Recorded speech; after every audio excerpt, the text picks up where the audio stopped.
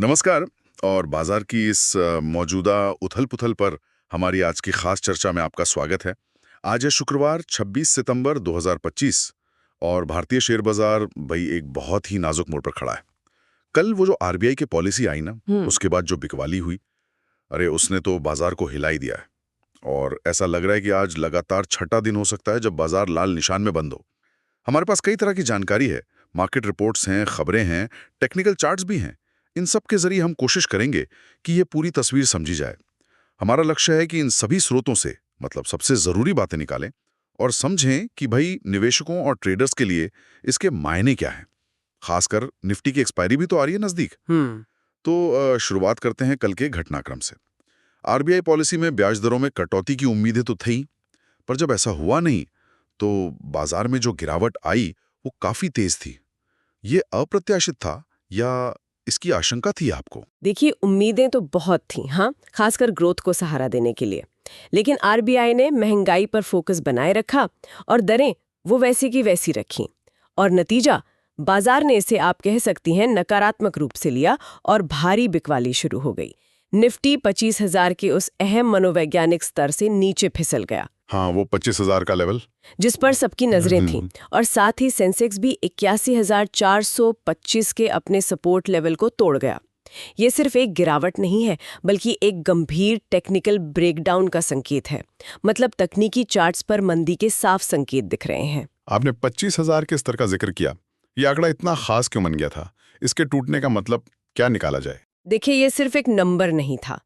ये निवेशकों के विश्वास और बाजार की मजबूती का एक प्रतीक बन गया था। बाजार ने काफी समय तक इस स्तर को बनाए रखा था और बहुत से निवेशकों ने इसे अपनी खरीद बिक्री के फैसलों का आधार बनाया हुआ था।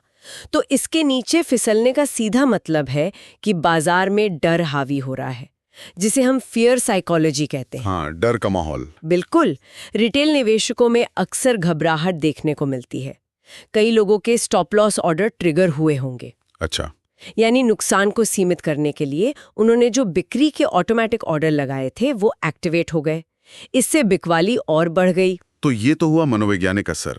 अगर आंकड़ों की बात करें तो गिरावट कितनी गहरी थी कल की? आंकड़े चिंताजनक है बिल्कुल। कल निफ्टी 50 इंडेक्स लगभग 166 अंक गिरकर 24,890.85 पर बंद हुआ। ये पहली बार था जब क्लोजिंग 25,000 के नीचे हुई। और सेंसेक्स 555 अंक लुढ़ककर 81,159.68 पर आ गया, जो कि 81,445 के महत्वपूर्ण सपोर्ट लेवल के भी नीचे है। और बैंक निफ्टी, वहां तो सबसे ज्यादा उम्मीदें थी रेट कट की। उस पर क्या असर पड़ा? बैंक निफ्टी पर तो सबसे ज्यादा मार पड़ी। अनुमान है कि ये करीब 2.5% गिरकर 53,800 के आसपास बंद हुआ। बैंकिंग सेक्टर में जिस तेजी की उम्मीद लगाई जा रही थी वो पूरी तरह से धूमिल हो गई। और जिन ट्रेडर्स ने रेट कट की उम्मीद में पोजीशंस ली थी, उन्हें अब मार्जिन कॉल्स का सामना करना पड़ रहा होगा। मार्जिन कॉल्स यानी? इसका मतलब है कि उनके ब्रोकर्स उनसे और पैसे जमा करने को कह रहे हैं ताकि उनकी पोजीशंस में जो नुकसान हो रहा है उसे कवर किया जा सके, वरना उनकी पोजीशंस काटी जा सकती हैं। ये तो सिर्फ कल का हाल है। अगर पिछले 5 दिनों की तस्वीर देखें तो कुल नुकसान कितना बड़ा है? पिछले 5 कारोबारी सत्रों में निफ्टी 532 अंक यानी करीब 2% नीचे आ चुका है। सेंसेक्स में 1,854 अंक या 2.23% की गिरावट आई है। ये कई महीनों में एक हफ्ते की सबसे खराब गिरावट है। अनुमान लगाया जा रहा है कि इस दौरान निवेशकों की कुल संपत्ति में लगभग, आप मानकर चलें, 8 से 10 लाख करोड़ रुपए की भारी कमी आई है। बाप रे, 8 से 10 लाख करोड़, ये तो बहुत बड़ा आंकड़ा है। क्या इस भारी गिरावट के पीछे सिर्फ आरबीआई का फैसला ही है या दुनिया भर के बाजारों से भी कुछ संकेत मिल रहे हैं? आरबीआई का फैसला निश्चित रूप से एक बड़ा ट्रिगर था, इसमें कोई शक नहीं। लेकिन वैश्विक कारक भी इस गिरावट में अपनी भूमिका निभा रहे हैं। खास तौर पर आज रात अमेरिका से आने वाले कोर पीसीई यानी personal consumption expenditure price index के आंकड़े, वो बहुत महत्वपूर्ण है। हाँ, पीसीई डेटा। बिल्कुल। ये अमेरिकी सेंट्रल बैंक फेडरल रिजर्व का महंगाई नापने का पसंदीदा पैमाना है, क्योंकि ये सीपीआई के मुकाबले लोगों के बदलते खर्च पैटर्न को बेहतर ढंग से दिखाता है। अच्छा, तो अमेरिका के इन महंगाई के आंकड़ों का हमारे बाजार पर क्या असर पड़ सकता है? देखिए, अगर ये आंकड़े उम्मीद से ज्यादा मजबूत आते हैं, मतलब महंगाई ज्यादा दिखती है, तो ये आशंका बढ़ेगी कि फेडरल रिजर्व ब्याज दरें लंबे समय तक ऊंची रख सकता है। अच्छा। इससे अमेरिकी डॉलर और मजबूत हो सकता है। डॉलर इंडेक्स DXY, जो दुनिया की प्रमुख करेंसीज के मुकाबले डॉलर की ताकत दिखाता है, शायद 106 के स्तर को भी पार कर जाए। और मजबूत डॉलर आम तौर पर उभरते बाजारों जैसे भारत के लिए अच्छा नहीं होता। क्यों? क्योंकि इससे विदेशी संस्थागत निवेशकों FIIs के लिए भारतीय बाजार से पैसा निकालना ज्यादा आकर्षक हो जाता है। और जहां तक मुझे पता है FIIs तो पहले से बिकवाली कर रहे हैं। उनका ताजा रुझान क्या कहता है? बिल्कुल सही। FIIs की बिकवाली लगातार जारी है। कल ही उन्होंने भारतीय बाजारों से लगभग 4,995 करोड़ रुपए की शुद्ध बिकवाली की। ये लगातार चौथा दिन था जब उन्होंने पैसा निकाला। और अगर पूरे सितंबर महीने की बात करें तो अनुमान है कि FIIs अब तक करीब 15,000 करोड़ रुपए से ज्यादा की निकासी कर चुके हैं। तो एक तरफ FIIs बेच रहे हैं, क्या घरेलू संस्थागत निवेशक DIIs जैसे म्यूचुअल फंड्स और बीमा कंपनियां इस बिकवाली के दबाव को कुछ कम कर पा रहे हैं? DIIs लगातार खरीदारी कर रहे हैं, ये अच्छी बात है।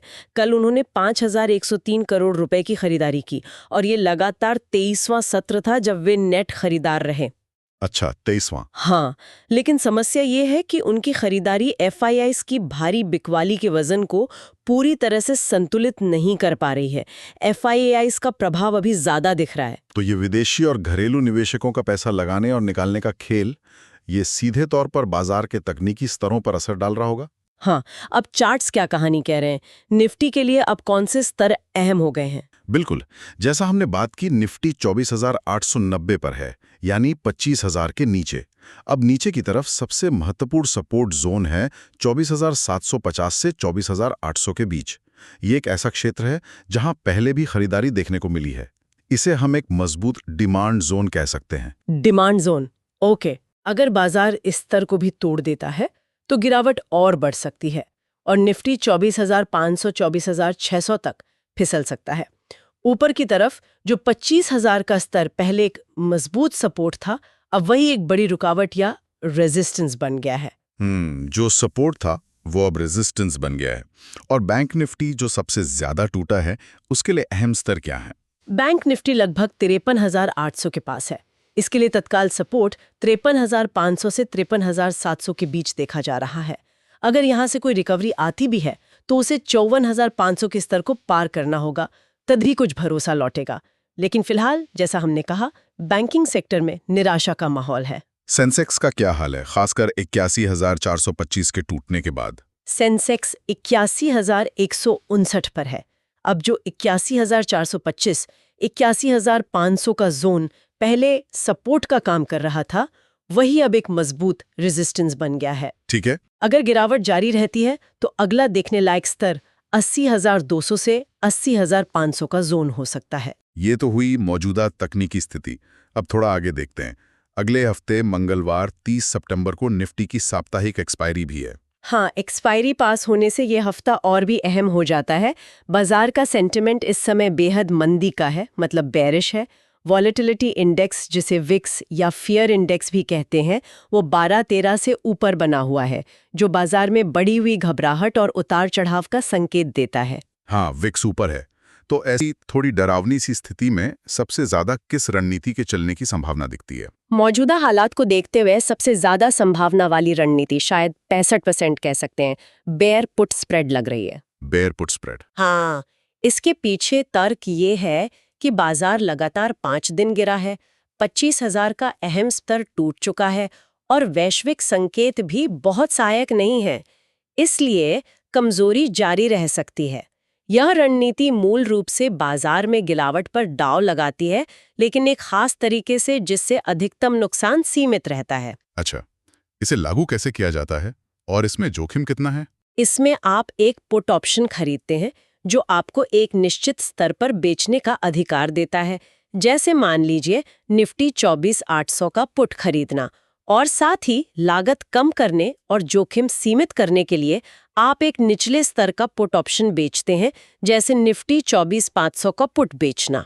ओके। यह तब करना समझदारी होगी जब निफ्टी आज 25,000 के ऊपर वापस जाने में नाकाम रहता है। लक्ष्य 24,600, 24,500 का हो सकता है और स्टॉप लॉस 25,100 के ऊपर रखना होगा। इसमें रिस्क रिवॉर्ड अनुपात, यानी आप कितना जोखिम ले रहे हैं और उसके बदले कितना मुनाफा कमा सकते हैं, लगभग 1.25 है, जो मंदी के नजरिए से ठीक माना जाता है। 1.25 ठीक है। लेकिन ध्यान रहे, अपनी कुल पूंजी का 2% से ज्यादा इस एक ट्रेड में नहीं लगाना चाहिए। ठीक है, ये तो हुई गिरावट जारी रहने की रणनीति। क्या कोई और संभावना भी है? जैसे मान लीजिए बाजार यहाँ से थोड़ा संभलता है लेकिन 25,000 पार नहीं कर पाता। हाँ, ऐसा भी हो सकता है। बिल्कुल, लगातार गिरावट के बाद बाजार तकनीकी रूप से ओवरसोल्ड हो सकता है। ओवरसोल्ड? हाँ, मतलब जरूरत से ज्यादा बिकवाली हो चुकी हो, जिससे एक छोटा उछाल आए। लेकिन अगर वो उछाल 25,000 के नीचे ही अटक जाता है तो बाजार एक दायरे में फंस सकता है। ऐसी स्थिति के लिए, जिसकी संभावना लगभग 25% है, आयरन बटरफ्लाई रणनीति पर विचार किया जा सकता है। Iron butterfly? ये क्या है? ये रणनीति तब काम आती है जब आप उम्मीद कर रहे हो कि बाजार एक्सपायरी तक एक सीमित दायरे में रहेगा। ये आयरन बटरफ्लाई कैसे काम करती है? इसमें आप एट द मनी, यानी मौजूदा बाजार भाव के सबसे करीब वाला स्ट्राइक प्राइस लगभग 24,900 का कॉल और पुट दोनों बेचते हैं। इससे आपको प्रीमियम मिलता है। अच्छा। लेकिन नुकसान को सीमित करने के लिए आप सुरक्षा के तौर पर थोड़ा दूर के स्ट्राइक प्राइस, जैसे 24,800 का पुट और 25,000 का कॉल खरीदते हैं। लक्ष्य ये है कि एक्सपायरी 24,800 से 25,000 के बीच हो। अधिकतम लाभ आपको मिले हुए प्रीमियम जितना होता है। लेकिन अगर बाजार तेजी से किसी एक दिशा में, मतलब 24,800 के नीचे या 25,000 के ऊपर निकल जाता है तो नुकसान हो सकता है। और क्या बाजार में तेजी की कोई उम्मीद की जा सकती है इस माहौल में? ईमानदारी से कहूं तो मौजूदा हालात में तेजी की संभावना काफी कम लगती है, शायद 10%। अगर बाजार किसी वजह से मजबूती दिखाता है और निर्णायक रूप से 25,000 के ऊपर टिक जाता है, हाँ, तो बुल कॉल स्प्रेड जैसी रणनीति बनाई जा सकती है। इसमें आप नजदीकी स्ट्राइक का कॉल खरीदते हैं, जैसे 25,000 कॉल, और ऊपरी स्ट्राइक का कॉल बेचते हैं, जैसे 25,300 कॉल। लेकिन यह तभी करना चाहिए जब वैश्विक बाजारों से बहुत मजबूत संकेत मिले और तकनीकी चार्ट्स पर रिकवरी साफ दिखे। अभी के मंदी वाले माहौल में यह एक ज्यादा जोखिम भरी रणनीति होगी।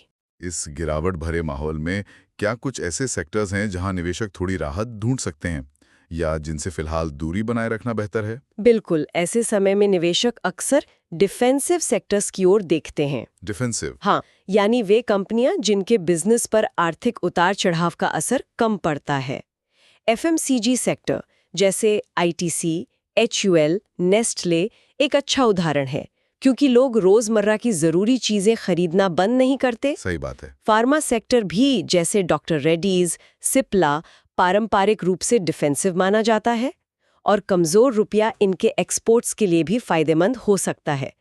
आईटी सेक्टर में हालांकि H1B वीजा को लेकर कुछ चिंताएं हैं, लेकिन अच्छी गुणवत्ता वाली कंपनियां जैसे TCS, इन्फोसिस इस गिरावट के बाद आकर्षक मूल्यांकन पर मिल सकती हैं और कमजोर रुपया इनके मार्जिन को भी सहारा देता है। और किन सेक्टर से सावधान रहने की जरूरत है? व्यवस्था धीमी पड़ती है तो बिक्री पर असर पड़ सकता है। रियल एस्टेट सेक्टर ब्याज दरों में बढ़ोतरी के प्रति काफी संवेदनशील होता है, इसलिए वहां भी सावधानी बरतनी चाहिए। ये सेक्टरवार नजरिया काफी मददगार है। अब एक बहुत जरूरी पहलू पर आते हैं, रिस्क मैनेजमेंट यानी जोखिम प्रबंधन। इस तरह के अस्थिर बाजार में ये शायद सबसे अहम चीज है। किन स्तरों पर खास नजर रखनी चाहिए नुकसान से बचने के लिए? जैसा कि हमने पहले जिक्र किया, निफ्टी के लिए 24,750, 24,800 का जोन सबसे महत्वपूर्ण किला है। अगर ये टूटता है तो 24,500, 24,600 तक की गिरावट देखने को मिल सकती है। और अगर बाजार में घबराहट, मतलब पैनिक सेलिंग बढ़ती है, तो हम 24,200, 24,300 के स्तर भी देख सकते हैं। हालांकि ये अभी थोड़ा दूर की कौड़ी लगती है। जिन निवेशकों के पास पहले से ही शेयर्स में लॉन्ग पोजीशंस हैं, उन्हें इस स्थिति में क्या करना चाहिए? उनके लिए सलाह है कि वे या तो अपनी पोजीशंस को बचाने के लिए प्रोटेक्टिव पुट ऑप्शन खरीदें। Protective put? हाँ, ये एक तरह का बीमा होता है जो आपके शेयरों की कीमत गिरने पर नुकसान को कम करता है, या फिर वे अपनी इक्विटी होल्डिंग्स का कुछ हिस्सा, शायद 30-50% कम करके नकदी बढ़ा सकते हैं। नई लॉन्ग पोजीशंस बनाने से तब तक बचना चाहिए जब तक बाजार स्पष्ट रूप से 25,100 के स्तर के ऊपर टिकता हुआ न दिखे। और ऑप्शन ट्रेडर्स के लिए क्या खास सलाह है, खासकर एक्सपायरी को देखते हुए? ऑप्शन ट्रेडर्स को मेरी सलाह है कि वे नेकेड यानी बिना बचाव वाली पुट या कॉल खरीदने के बजाय स्प्रेड्स को प्राथमिकता दें। हाँ, स्प्रेड्स। जैसे बेयर पुट स्प्रेड या बुल कॉल स्प्रेड, ताकि उनका अधिकतम जोखिम सीमित रहे। अगर बाजार के दायरे में रहने की उम्मीद है तो आयरन बटरफ्लाई पे विचार कर सकते हैं। एक्सपायरी बहुत नजदीक है, इसलिए सोमवार दोपहर 2 बजे के बाद टाइम डीके बहुत तेजी से बढ़ेगा। Time DK? हाँ, टाइम डीके का मतलब है कि जैसे जैसे समय बीतता है ऑप्शन की वैल्यू अपने आप कम होती जाती है, खासकर एक्सपायरी के नजदीक। अगर सोमवार तक बाजार कोई स्पष्ट दिशा नहीं दिखाता है तो अपनी पोजीशन से बाहर निकलना बेहतर हो सकता है, ताकि टाइम डीके के कारण होने वाले नुकसान से बचा जा सके। अगर किसी ट्रेड में 20% का मुनाफा मिल रहा है तो उसका 70% हिस्सा बुक कर लेना समझदारी हो सकती है, क्योंकि समय कम है और बाजार पलट भी सकता है। आज के बाजार की शुरुआत कैसी हो सकती है और दिन भर में क्या रुझान देखने को मिल सकता है? सुबह गिफ्ट निफ्टी के संकेत हल्के नकारात्मक थे। ये करीब 30 अंक नीचे 24,920 पर ट्रेड कर रहा था। इससे लगता है कि भारतीय बाजार हल्की गैप डाउन ओपनिंग के साथ 24,860, 24,920 के बीच खुल सकता है। गैप डाउन ओपनिंग, ठीक है। आज के लिए 24,850 का स्तर बहुत महत्वपूर्ण होगा। अगर बाजार इसके नीचे जाता है तो नई बिकवाली का दबाव आ सकता है। सुबह के सत्र यानी 9:15 से 12 बजे तक कमजोर शुरुआत और बिकवाली का दबाव बने रहने की आशंका है। दोपहर के सत्र में 12 से 3:30 बजे अमेरिका के महत्वपूर्ण डेटा आने से पहले बाजार शायद एक सीमित दायरे में कारोबार करे।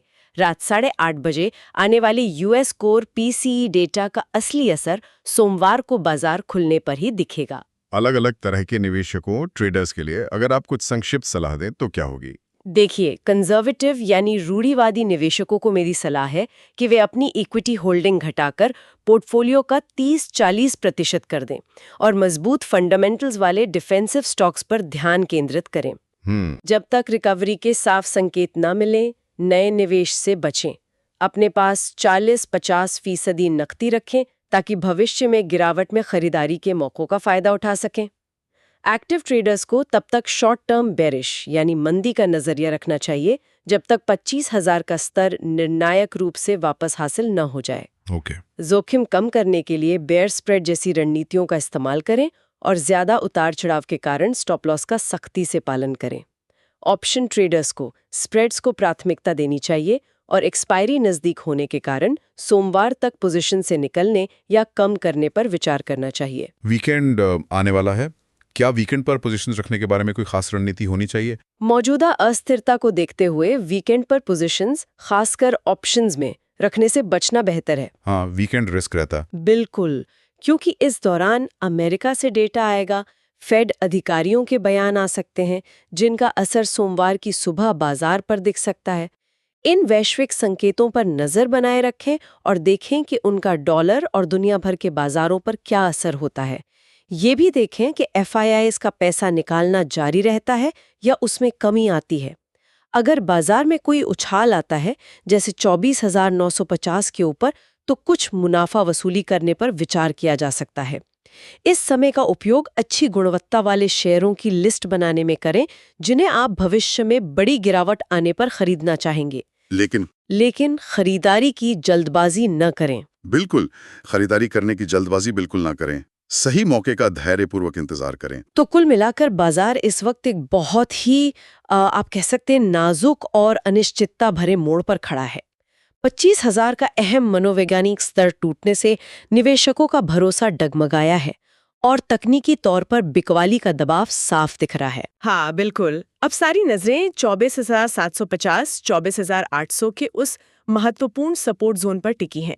बाजार इसे बचा पाता है या नहीं, यही तय करेगा कि यह गिरावट महज एक जरूरी करेक्शन है या कुछ और। या फिर ये किसी बड़ी और गहरी मंदी की शुरुआत है। ऐसे माहौल में कामयाब होने के लिए रक्षात्मक रवैया अपनाना, अपने जोखिम को सख्ती से प्रबंधित करना और सबसे जरूरी धैर्य रखना महत्वपूर्ण है। जल्दबाजी में गिरते हुए बाजार में खरीदारी करने से बचना चाहिए, जिसे अक्सर कहते हैं ना, गिरते हुए चाकू को पकड़ने की कोशिश। हाँ, वो खतरनाक हो सकता है। बहुत खतरनाक। बिल्कुल सही कहा। मौजूदा गिरावट का सम्मान करना जरूरी है। संभल कर चलना, अनुशासित रहना और बाजार को अपनी दिशा तय करने देना, यही समझदारी है। सही मौकों का इंतजार करना होगा। और जाते जाते सोचने के लिए एक सवाल छोड़ जाते हैं, क्या बाजार की ये तेज गिरावट जो आरबीआई की निराशाजनक पॉलिसी के बाद आई है, लंबी अवधि के निवेशकों के लिए अच्छी गुणवत्ता वाले शेयरों को सस्ते दामों पर जमा करने का एक सुनहरा अवसर है? ये बड़ा सवाल है। या फिर ये वैश्विक अनिश्चितताओं और अमेरिका से आने वाले महत्वपूर्ण आर्थिक आंकड़ों के बीच एक गहरी और लंबी मंदी का सिर्फ शुरुआती संकेत है? आगे बाजार किस करवट बैठेगा, ये बहुत कुछ इस बात पर निर्भर करेगा कि बाजार 24,750 के निर्णायक स्तर पर कैसा व्यवहार करता है और अमेरिकी आर्थिक आंकड़े क्या तस्वीर पेश करते हैं। अगर वीडियो उपयोगी लगा हो तो लाइक और शेयर जरूर करें। ऐसी ही रोजाना मार्केट एनालिसिस और ट्रेडिंग सेटअप्स के लिए चैनल को सब्सक्राइब करें और बेल आइकन दबाएं। मिलते हैं अगली ट्रेडिंग सेशन में।